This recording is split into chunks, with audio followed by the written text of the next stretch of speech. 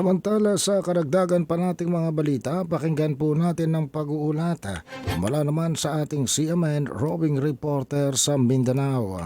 CNN Live Nationwide.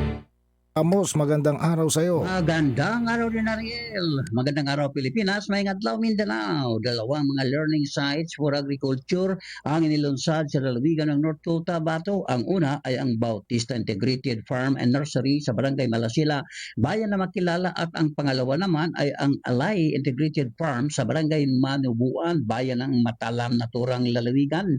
Magsisilbing venue sa mga pagsasanay ng mga magsasaka at ng mga estudyante para sa kanilang hands-on learning sa pagsusulong sa fruit and tourism industry.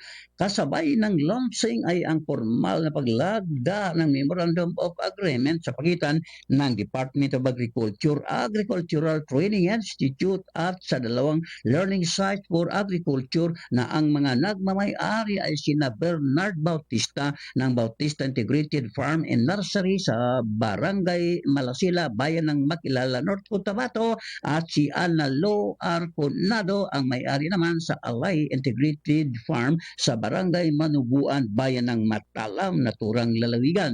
Samantala, pinasinayaan ang bagong dalawang palapag na Yakan Wedding Center sa Barangay Santa Clara, Lamitan City. Pinangunahan ang ribbon cutting ng gobernador ng Basilan na si Governor Mochi Pataman at ang alkalde ng Lamitan na si Oric Porigay, kasama ang Ministry of Trade and Industry, Tourism Industry at ang Bangsamoro Commission on the Preservation of Cultural and Heritage. Sinaksihan naman ang seremonya ng iba't ibang ahensya ng Bangsamoro Region.